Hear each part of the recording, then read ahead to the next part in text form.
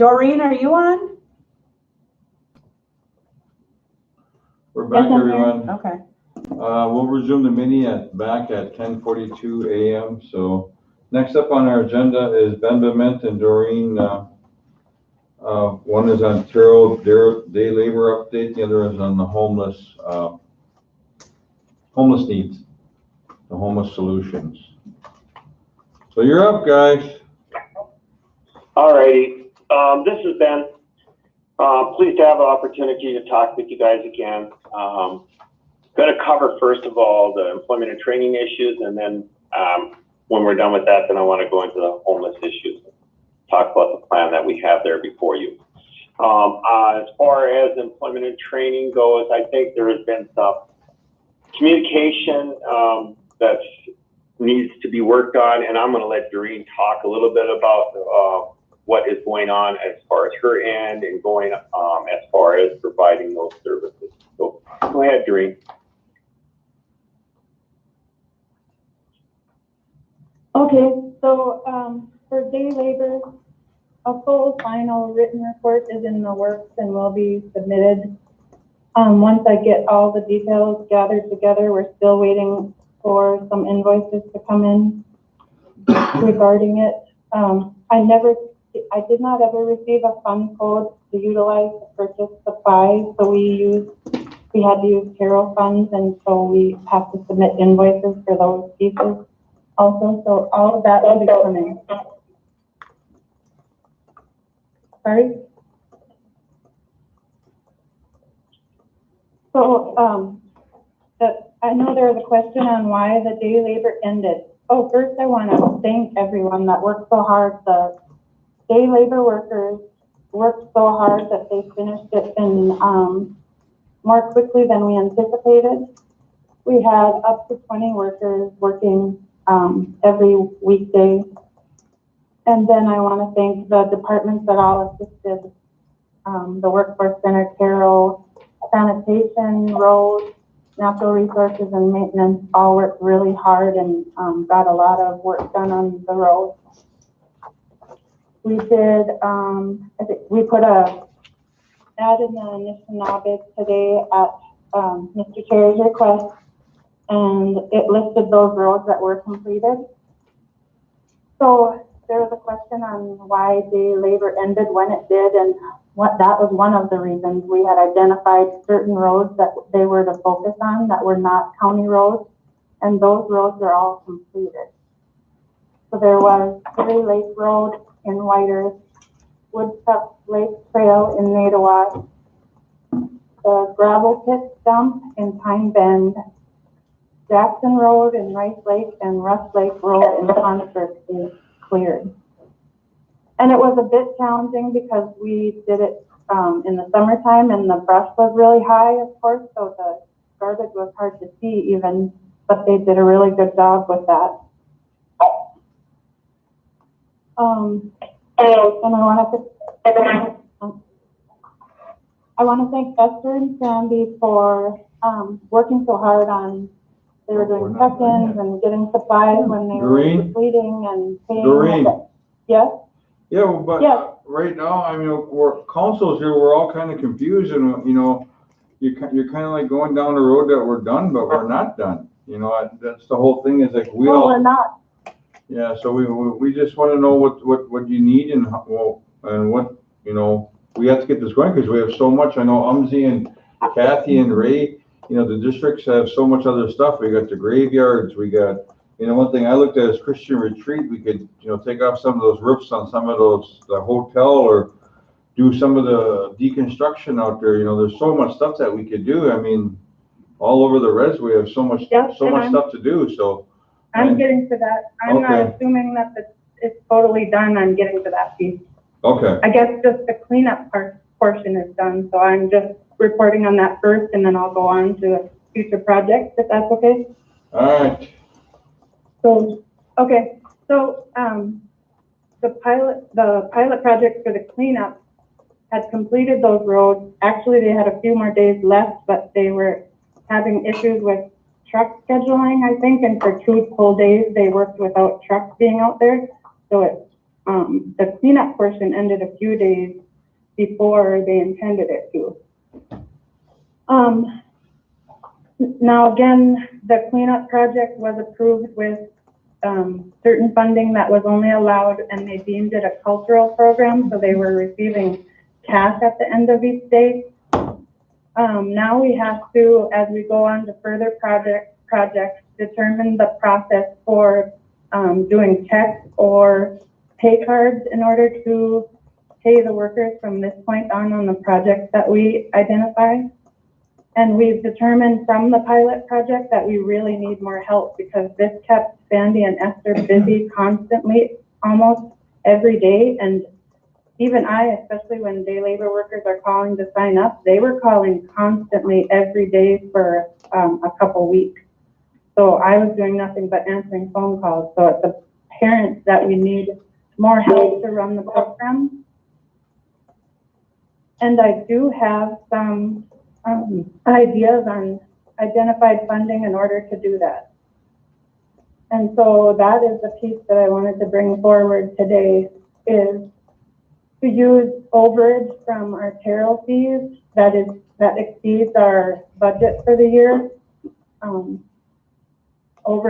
We've already received total revenue over expenses as of the end of July in the amount of $46,000, and then there were more deposits last week.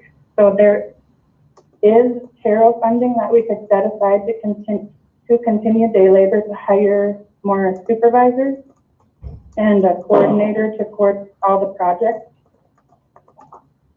So I'm asking the RBC in a resolution form, and the resolution has been drafted and sent to legal. But I have it in front of me. Linda, do you see it? We want to be able to use that overage and keep it in a separate fund in order to use for any trainings and day labor activity in the future for staff and supplies. Yeah, but I So mean, now, I mean, that's all good, but just get the day labor going. I mean, we'll take care of the funding part of it, you know, through council here, but we just need that program up and going again. We got people that are calling all of us that are wondering where this program went to, and you know, we need to get this back and going, up and going again. We have to get and like I said, as we grow and as we move forward with this program, because yeah, of course we're going to need more and more help, because our program is growing. So I guess what I'm saying is, like, just put our people to work.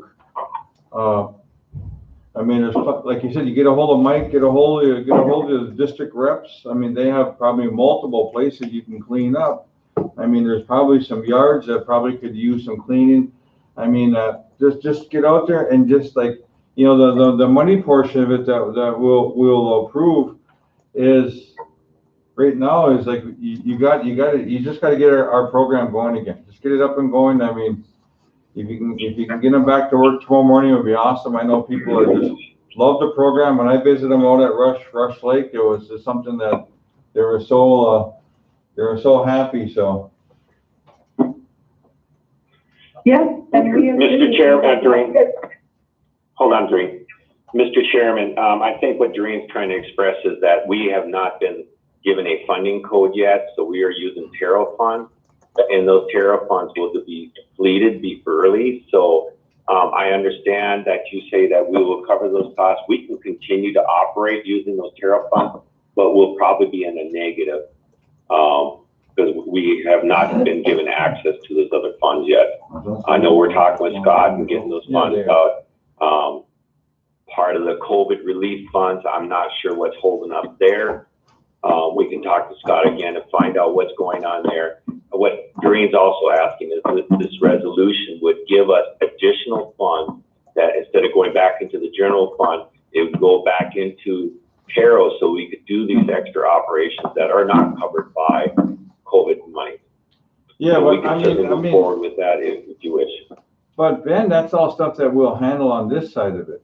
You know, that to me, that's not an issue. The issue I have is our people are not working. And that's what I'm trying to say right now, is just move forward we'll have Liz and Scott and everyone over here in the county, we'll work something out, we'll get pay cards. We'll do what we have to do on this end, but just get our people back to work.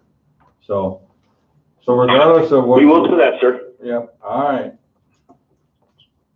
A problem was we were identified behavioral health funds, and those cannot be used for anything other than that cleanup project. So the additional projects that we have, and those we have had a meeting about that tribal cemetery.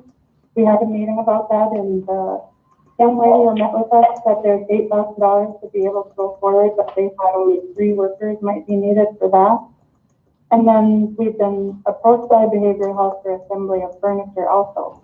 So we intend to begin again really soon, but we wanted to hopefully identify this funding immediately so that we could hire a supervisor at least, because when those trucks did not show up, those trucks were the supervisors at the time. But Esther and Sandy have other duties that don't allow them to supervise the workers, so that's the part that's needed right now, is a supervisor. So I have a job description ready, and if we can approve to use these Carol fees over it, I can hire that person right away. But I can't hire through behavioral health funds because that's only for the cleanup project, and so I could only hire someone short-term temporarily. But if I use Carol funding, I can hire for a whole year. Yeah, well, we'll get that. Doreen? Yeah, following the chairman's lead, what we will do is we'll work with Nicole, get somebody on the layoff list to be employed to that. We're going to move forward with it where we're going to expect to use those Carol funds, plus also wherever we can use the humanitarian funds or extra funds. Liz will help with that. All right, McQuitch. I just sent Scott an email, Doreen and Ben, to get that line item set up. I had sent him one previously also.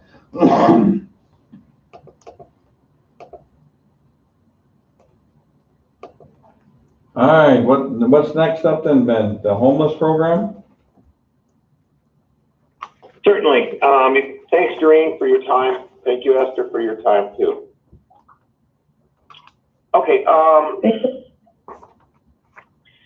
so in front of you, I have a short, brief presentation for you. Been meeting regularly with our emergency hotel voucher programs. I've had a chance to meet with District Rep, Mr. Aganash, and so here's what I got, and this is what I want to move forward with. I'm just asking your guys' blessing to say, go for it. So, step one, I'm going to continue with the operation of the emergency hotel voucher program as it is right now. I'm going to limit the length of stay to 60 days. I think that's one of the issues we're running across that people are settling in.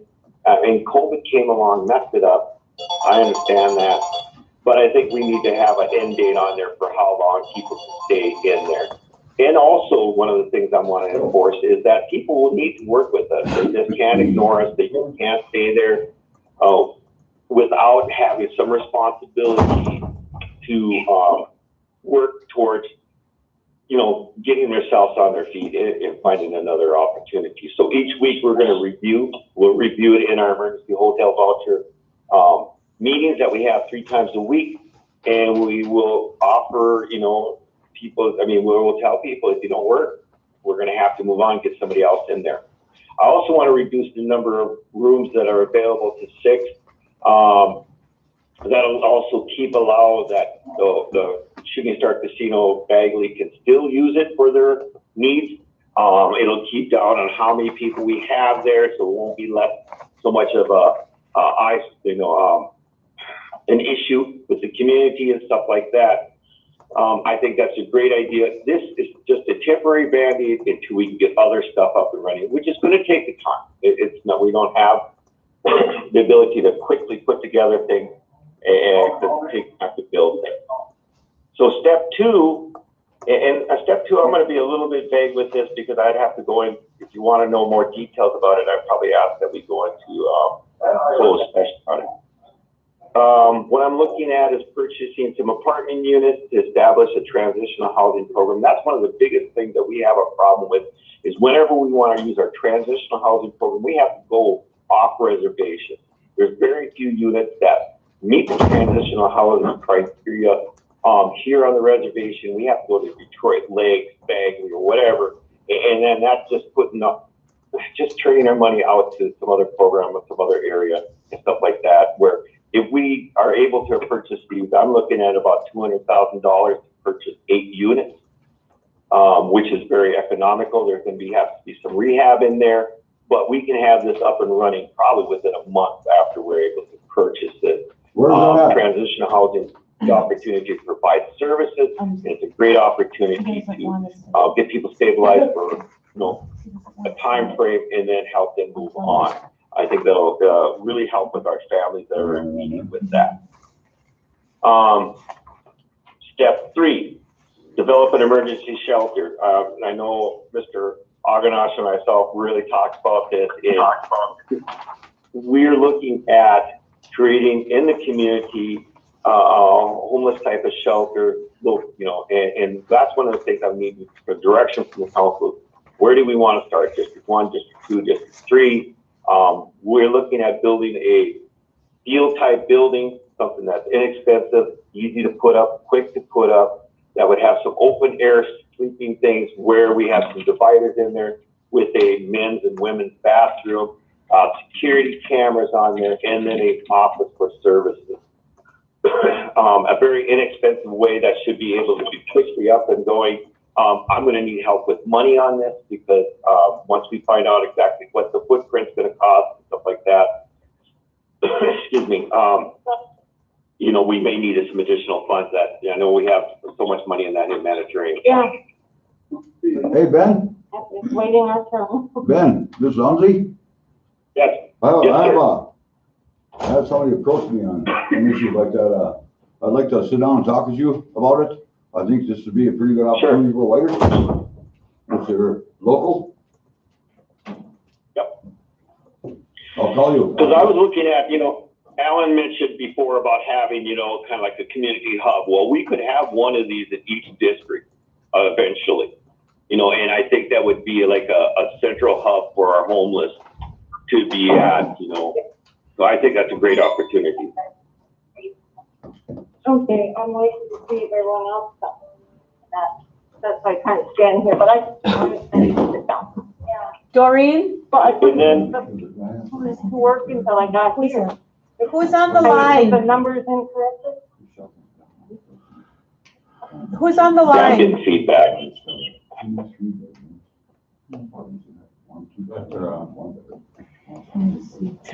Okay, and then the last step, and I want to go back and talk about any of these other things that you have. We need to update it because I see that our 10-year plan is already changing. The plan that we have proposed to set forward to you guys is already starting to change. So I need to go back with the team, update it. It's just a little tweaks here and there, not much. But I think this is a good plan. I think it's a positive plan moving forward. It's realistic what we can accomplish. I'm excited to think that we could have some transitional housing units, something that we've never had and never had the opportunity to have something where it's short term. It helps stabilize people and families. So I'm excited. If I get a green light from you guys, I want to move forward quickly. Any questions, guys? Only 6? Only 6, Ben? Apartment? I'm sorry, say that again. I couldn't hear. 6. You, said. It's like I said, I don't want to talk too much about the units per se because word gets out that people think they can raise their price, because the tribe's looking at it. So I'm looking at a total of 6 units, yes. Well, the only thing I want to say, Ben, is that just make sure that our folks are being taken care of. They're not being kicked out of that Bagley up there because we need to take care of our people and we need to make sure that we have something set up for them to go to before you shut any of that down. So, and I'd like to make sure that the constituents that are receiving assistance understand that you pass the word along that you guys will have a place until we find another place to move you to. So just make sure that. Well, the only question I have on that, sir, is Yes, that's why I plan on keeping the Bagley Casino going right now at this time, is because there's not very few options. And those that work with us, I think that's a great opportunity. But we're going to run across a problem with those who don't want to work with us, because they may come crying, they may be coming out and voicing that we're not taking care of them, but yet they never open their door to us. They don't talk to us. They don't try to make any changes. And in a sense, I'd rather have somebody in there that is trying to make a difference than somebody that's just not moving forward. I'll give you a call after our meeting today, Ben. I got something to talk to you about. I've been approached by somebody, so. Sure. And when I find out more if there was an eviction of those people, I did receive a call. And we extended it 30 days. Yeah. And I don't, yeah. I Yeah, don't, 'cause we don't really have no I mean, room we for got an no one. elderly in a wheelchair, for God's sakes, and you give an eviction? Well, I'd like to make a motion to extend again, Mr. Chair. Possible 3 days till October 1. October 1, All right, motion to extend till October 1, using the Bagley Hotel Motel to house our homeless just for now until we get something more permanent. I know there's some ideas on the table that we're looking at to, we'll do another 30 more days on it, October 1, and hopefully we'll have some more. Mr. Chair? Yes. Mr. Chair, can I just, the plan I have would keep the Bagley Hotel open for at least a year. I'm not looking at shutting it down at this time. I'm looking at keeping it going at a limited capacity. What I'm looking at, though, is limiting the length of stay, how long somebody can stay in there, in that they need to work with us. Well, that's because we can't really help somebody out if they don't work with us. So I'm not planning on shutting that Bagley Hotel down. Well, Ben, unless you guys want to review it in 30 days to shut it down. Well, Ben, the thing why we keep extending this is because we're trying to find a permanent solution. And I looked at one of the things I have on here is update your policies. I know that we're going through COVID now, and if we have people, our band membership that's not complying with our homeless, our homeless program, then, those are things that you're gonna have to handle internally. It's not like all of us here are not, are telling them to close their doors to you, but I'm just saying that they have to comply too. It's not like we're here to kick anybody out, because we want everyone to have shelter. But you have a program that you have to abide by and follow your policies, unless you're going to alter your policies, which we probably want to see as a council, so that we know what's going on with your homeless shelter. So I mean, this is something that we're looking at, is doing these 30-day periods, is because we want something more permanent. We don't want just a Band-Aid till for the next 10 years. So we want something that's going to be there, that's going to help our people, that's going to create some programs to get them back on their feet so they can get moving to a more permanent housing for them. We're trying to do other efforts here at this table here to try to assist, and that's what we all want. We all want us to, we all want our people in that motel to become successful and to get their own place and to be independent, so I think that's what we keep talking about, the 30-day periods, because we want something more permanent for our people, not just one of our. Okay. So you know where I'm going with it. So I'm going to stop there. But so my question, Mr. Chair, my question would be then, can I move forward with the purchasing of transitional housing units? Well, no. Well, I mean, this is something that we need a plan. We need something, and we need a plan. We need a business plan or something from you in order to do that. We can't just give you money. We need something on paper that you're going to have to present to us, and what's going to cost, what's the ROI or RO, And more than 6. So we got to have something, They're going to sustain itself. Yes. So we need that business plan. It will. All right. So I know Alan. We have transitional dollars to pay for those units. I mean, that's why it's called transitional housing, because we have those money. And our monies right now are currently being sent off reservation to apartments in Detroit Lakes. Okay, I want to get them back here onto our own property, onto our own soil where they can get the services. And so I hear what you're saying. You want me just to draft out a resolution and a plan behind that to say, this is how we're going to do the transitional housing program. I can have that ready for you by next time. Yeah, put a presentation, put a presentation together, Ben, and present it. Mm-hmm. Yep, okay. will do. So we're still gonna do that, 30 more? Oh, Yeah, we're still gonna motion, 30 more 30 days, 30 more days till October 1 to keep the doors open at the Bagley Motel, Shooting Star Bagley Motel for 30 more days. Motion by Alan, second by Umzie, all in favor? Aye. Motion carries. Miigwech, Ben. Thank you. Have a good day. All right, Monica's up with Wild Rice Sales. Monica, are you on? Yes, I am. Okay. Okay, just a quick update. The refuse drawing will be at noon on Thursday, so we'll keep you informed on that. A couple of questions regarding purchasing rights. First off, I need approval to hire 3 workers. Usually we go through Taro. Just a quick little budget together will be about $11,000, so I need approval to do that. And secondly, has the RBC decided on a budget for purchasing rights? Yeah, but Monica, you put those in your budget, don't you, the Taro workers? Normally, we've used, it's gone through economic development. Oh. We use some of their workers, but right now I'm not sure if they've got their staff back. Well, we're gonna need the help. Yeah, I'm just trying to think, if we use day labor or do we use just their Taro workers? There you go. Mhm. But yeah, okay, Monica, I mean, we can approve that today.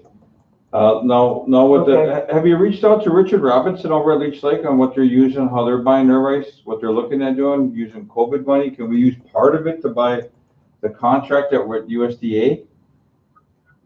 Yeah, I really am not, I haven't looked at that. I think you were gonna have Tom look into it with Veronica. Yeah, because we're gonna have to figure out, if we could just buy parts of like the USDA contract, the 700, 800,000 hours of the rice, and just use it for that part and pay our ricers $3.50 or $4 an hour or something, to pay them a little more.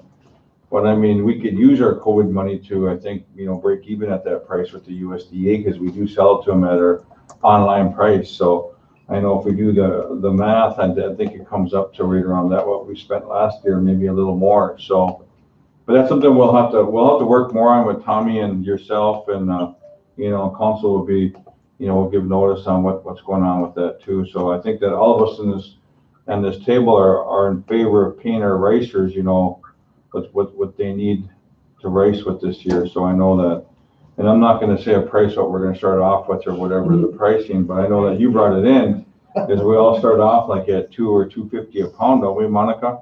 Yeah. I think last year we started at $2.50, but it went to $3 within a few days. Yeah. So that's something I'm not sure what council wants to. You guys, what do you guys want to start off with?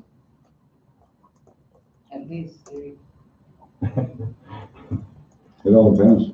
Okay. It all depends on how the, Rice looks. yeah. It depends. Yeah, I guess you have to bring that back to us, I guess, Monica. I know that, They got a guy that makes recommendations that they can. yeah, what about your race committee? What are the dates? What are you looking at opening?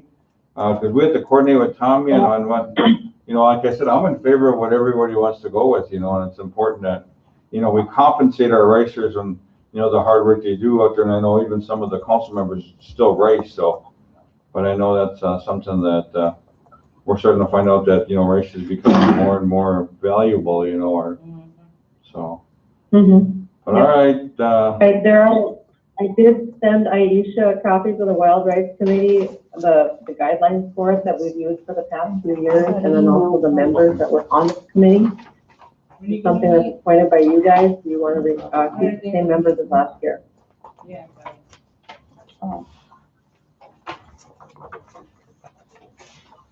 So third page in.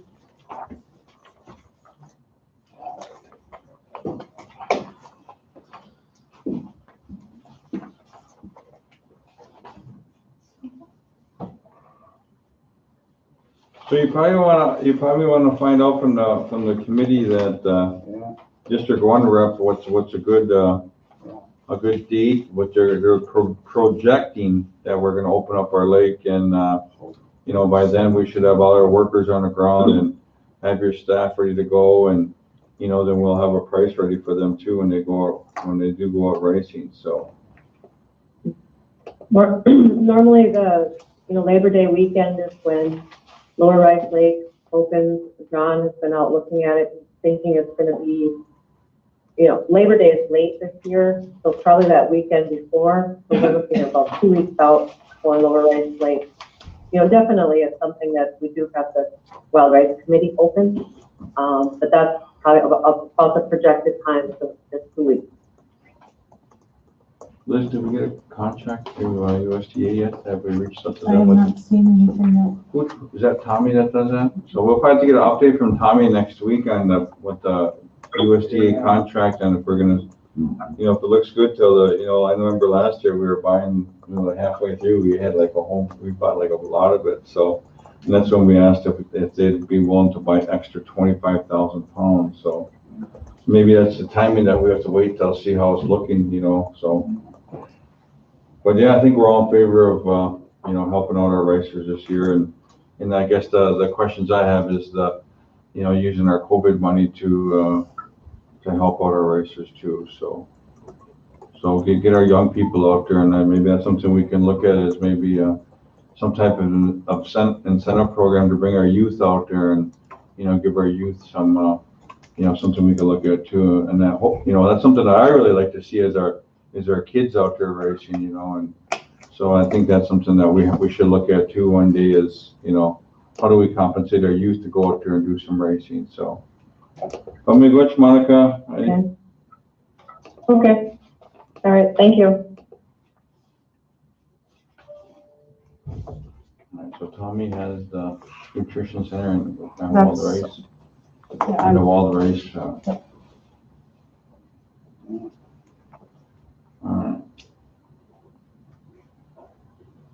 Do we have to motion to approve our trail workers, or what do we do? Or just send it to to Ben? use it, yeah, to hire the 3 workers.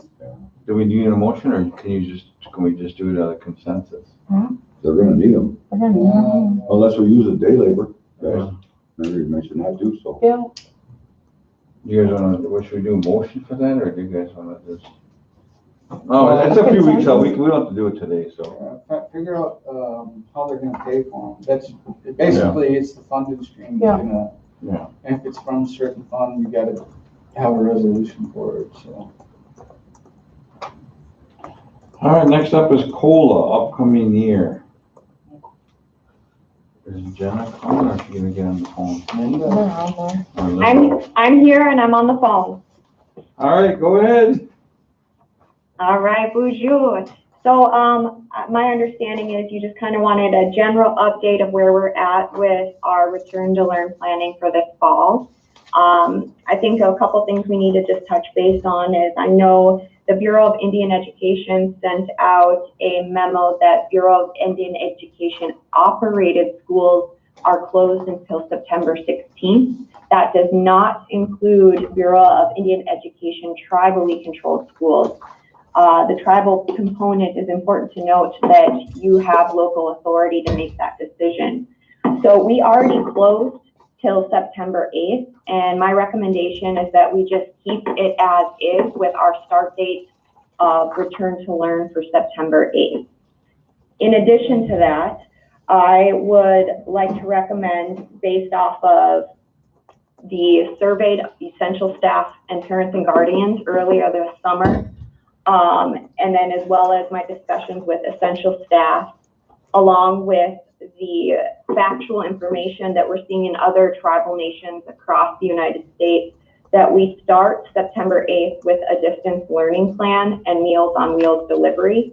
And we monitor that for the first 4 to 6 weeks of school with the plan to transition into hybrid. Now, what I can tell you is that many of the COLA staff, and when I say many, that is not all, but many of the staff really do recognize that there's significant deficit within distance learning models. So what we did this past spring really is challenging to meet the needs of our student population at COLA. Of key importance is maintaining relationships with our students and their families that are devoid of face-to-face interaction. Additionally, many of our students are experiential learners, which means that they have to be shown how to do something before there is skill acquisition. Therefore, after a considerable amount of thought, conversation and brainstorming across our team here at COLA, we are hoping that we could create a solid foundation for our students and their families by demonstrating how to use the technology with the students. And in order to do that, we would need to establish some sort of parameters for volunteer staff to interact with families. So the difficulty here is, my recommendation is we start with distance learning because we're prepped for it. But the team here, there's some volunteer staff that would also like the opportunity to interact and provide education remotely at sites to teach parents and guardians how to utilize the technology, off-site locations for additional support and information. And I guess we're kind of in the phase where we probably need to delineate a solidified timeline. So if we say we're going to be distance learning September 8th, and we say within 4 weeks of the distance learning, we're going to start transitioning to hybrid, which means then we're having staff interacting with students, that we have that solidified plan and approval from you, our tribal council, and of course, as our acting school board. Your questions, your thoughts, your concerns. Well, I guess one of the concerns I have with this is some of the employees that are that didn't make that essential list. You know, I know there's quite a few that are the cooks, some of the teachers or the administrators, or some of the people that are, you know, I know you were mentioned earlier too that you were looking at putting them to work to do some type of other job duties or putting them to work by bringing them back and recalling them back, because I know their unemployment's kind of getting to a point where they're kind of, so. Sure. So to me, that's a separate issue that I've been tackling with the Tribal Human Resources.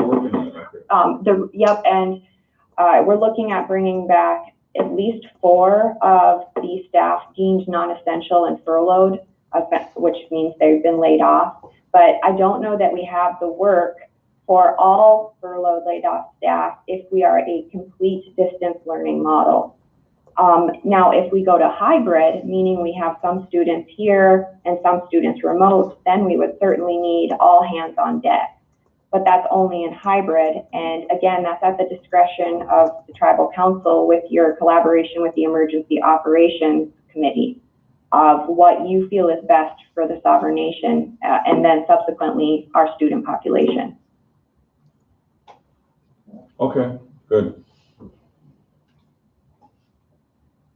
With that shared, my thoughts are this. I can bring a distance learning 1.0 plan, which would be the exact same thing we did this spring, and then a distance learning 2.0 plan with the volunteer teachers to interact face-to-face at remote off-site for students and families.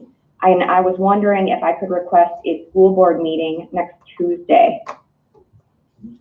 Yeah, because I know, like, you know, even this year, you know, meeting on the governor's calls and talking to the, you know, Department of Education, there's a lot of concerns with, you know, with some of these distant learning and some of this hybrid programming that I know that they're talking about truancy.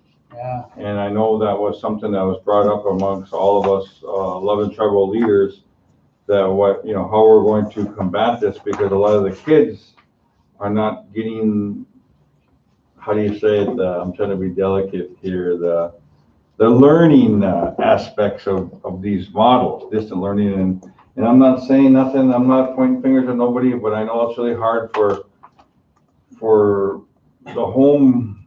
the guardians to teach these classes, and, you know, and work with their kids, you know. So I know that there's a lot of different components here, and, you know, I'm still trying to figure out some of this stuff, and you know, and it's kind of confusing, and I know that we all want what's best for our students, you know, and our enrolled member, you know, our children. And so I know it's important that we get something in place and we have a lot of support around it. That's the word I like to say is we like to have a lot of support mechanisms built around these plans. So any of these students that are struggling or not getting their work done in time is that we have teachers to come help them. So I think it's important that we do have a meeting coming up here again with the school board and put these in place so like kind of like we talk about is there's no child left behind with their education. So I think it's important that we have something in place for these kids. So be good. Well, yeah, and Mr. Chairman, if I will, I think it's important to acknowledge the survey results that we had. When we surveyed parents and guardians, it was almost 100% preference to distance learning. Now, that survey did not hit all parents and guardians, but those that responded, whether it was snail mail or electronically, it was almost unanimous distance learning to start the school year. Now, our essential staff was almost unanimous for hybrid learning. But again, that doesn't denote all staff. That's just a majority where they want to have student contact, which is great. That's exactly what we would expect with educators, right? We want to see our kids. We miss the kids. We want to have that interaction. So let me confer again with the leadership team on my end. And then is it possible to have a school board meeting next Tuesday? Tuesday's open. Yeah. I assure I'll make it as quick and painless as possible. When I talked to the bunch of them that came last week, Zoom enrolled staff and all that, they said they want to do it distance. That's what they were telling me. So, Yeah, they are worried. Yeah, and I don't blame them. I mean, I think we need to decide sometime soon, because we're getting calls. Mhm. You know, I mean, do you guys want to decide today, or you want to decide on Tuesday? Well, can we continue to stay closed? You could decide to, do distance learning to start with either a 4 or 6 week monitoring period during that distance learning, knowing that our goal is to transition through a hybrid and then eventually in person. You could make a motion to start with distance learning, which would give us some more time. I make that motion. Yeah, second. All right, motion by Kathy, second by Alan. All in favor for distant learning for the first 4 to 6 weeks, starting September 8th? Yeah. Is that what it is? Yes, sir. Okay. All in favor? Aye. Motion carries. Miigwech. Miigwech. Would you still like to have a school board meeting next week, or should we move that into September? Well, I don't know if this is done, we can move that into September. Wanna move it? Okay, then I'll reach out to your assistants and get a meeting scheduled for September. Miigwech. Thank you. Miigwech, thank you. Break time. Break? Yeah. Another 10-minute break. What time is it? You know, how do I What's end the this one? DOC letter? That's the Department of Commerce. Oh, That's correct. or is it Department of Yeah. Correction? No, I think it's the Oh. Department of Commerce. Yeah, that's that one, like. Oh, it's the one I You sent already for, signed I it. sent We to just Steve need Kelly. to get a consensus. Yeah. Yes, we're sending. I know we also have to get this letter out to Governor Tim Walsh today on that. Oh, yeah, I got mailed Tuesday. out. Yeah, I mailed it to Governor Wilson, that second person.